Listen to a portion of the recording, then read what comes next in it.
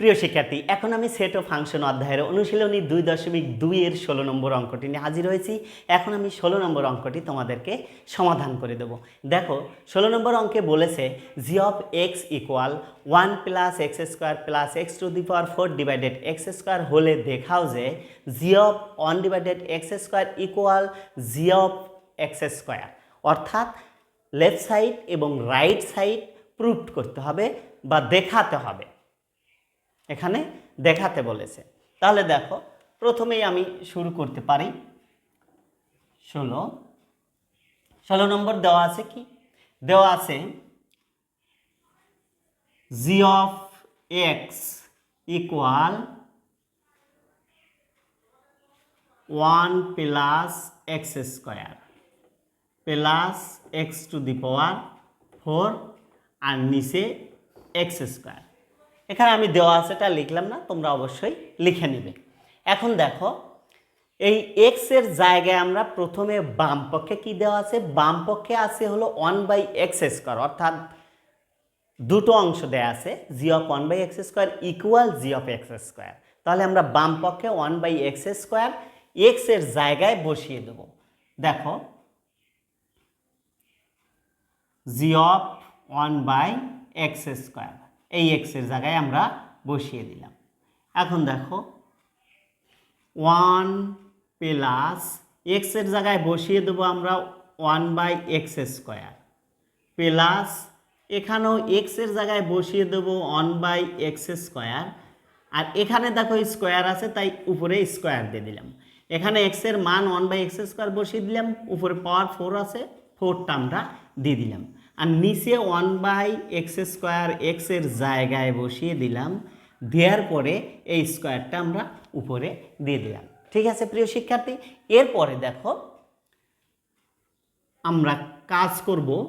এখানে 1 প্লাস 1 এই পাওয়ার গুণ করে দেব।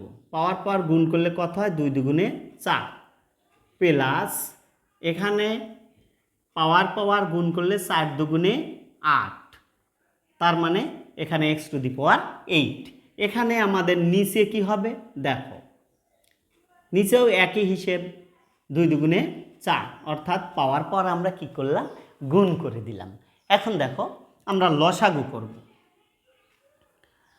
তাহলে উপরে যদি আমরা লসাগু করি, এখানে 1 আছে, এখানে 1/x to the power 4 plus 1 divided X to the power 8 আছে। এখানে যদি আমরা লসাগু করি তাহলে লসাগু হবে X to the power 8। X to the power 8, অর্থাৎ হরগুলোর লসাগু করলাম। উপরের অংশের, নিচের অংশের কিন্তু আমি কোনো কাজ করিনি বা করব না। এখন এই অঙ্কের ক্ষেত্রে আমরা করব না। তাহলে উপরের হরগুলোর লসাগু হলো x8। তার মানে x8টা কিন্তু সরাসরি 1-এর সাথে গুণ হয়ে যাবে, যেহেতু 1-এর নিচে কিছু নেই।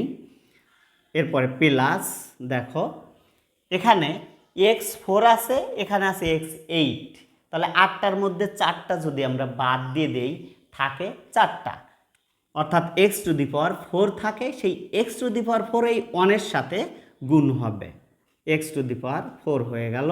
প্লাস এখানে দেখো x টু দি পাওয়ার 8 আছে হরে, এখানে আছে লসাগু x টু দি পাওয়ার 8। যদি আমরা ভাগ দেই তাহলে 1 হবে, কারণ একই জিনিস দ্বারা যদি ভাগ দেওয়া যায় সবসময় 1 হয়।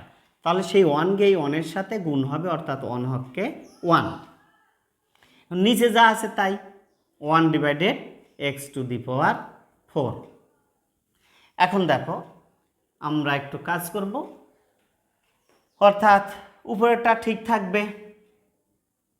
উপরে আছে কি? X to the power 8 plus X to the power 4 plus 1 divided X to the power 8 গুণন এই নিচেরটা আমরা কি করব? উল্টায় দেবো, অর্থাৎ x4 উপরে যাবে আর 1টা নিচে আসবে। এখন যদি আমরা কাটাকাটি করি, এত, অর্থাৎ 4টা যদি 8-এর মধ্যে বাদ দিয়ে দিই, এখানে থাকে কয়টা? 4টা। তাহলে আমরা পেয়ে গেলাম।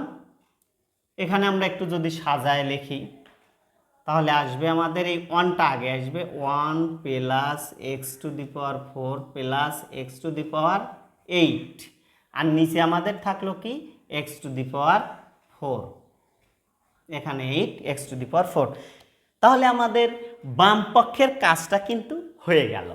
বাম পক্ষের আমরা রেজাল্ট পেলাম 1 + x⁴ + x⁴। আর নিচে আছে কত? x⁴। এখন আমরা রাইট সাইডের কাজ করব, অর্থাৎ g(x²). তাহলে এই রাশিটাই আমরা আগে প্রথমে উঠায় নেব। এখানে ডান পক্ষ বাম পক্ষ না লিখলেই ভালো হয়, যার কারণে আমি এখানে বাম পক্ষ লিখিনি, সরাসরি অঙ্কটা শুরু করেছি। এখানে দেখো, তাহলে আমাদের রাশি ছিল 1 + x² + x⁴ ডিভাইডেড x²। এইটা আমাদের রাশি ছিল। তাহলে ডান পক্ষে আছে কি? আমাদের x এর জায়গায় x² বসাতে হবে। তাহলে দেখো, আমরা বসিয়ে দিতে পারি। x এর জায়গায় যদি আমরা x² বসিয়ে দেই, দেখো এখানে 1 + x এর জায়গায় আমরা x² বসালাম, আর এই স্কোয়ারটা আছে আমরা উপরে দিয়ে দিলাম, প্লাস x এর জায়গায় আমরা x² বসিয়ে দিলাম, আর এই 4টা উপরে বসিয়ে দিলাম।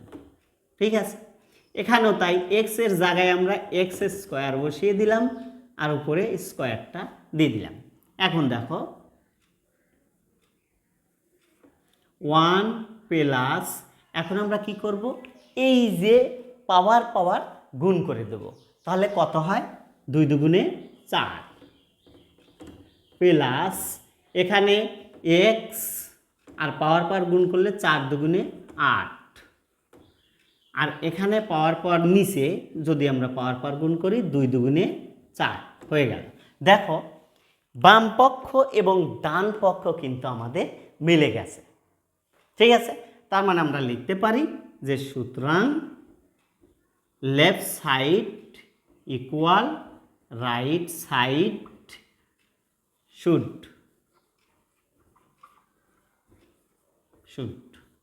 অর্থাৎ দেখানো হলো। এই অঙ্কটি কিন্তু একটি গুরুত্বপূর্ণ অঙ্ক। এই 16 নম্বর এবং 15 নম্বর দুটো অঙ্কই কিন্তু গুরুত্বপূর্ণ, তাই অঙ্কটি অবশ্যই তোমরা ভালো করে করবে। আশা করি এই অঙ্কটি বুঝেছো। আবার দেখা হবে পরবর্তী ক্লাসে। সবাই ভালো থেকো, সুস্থ থেকো। আল্লাহ হাফেজ।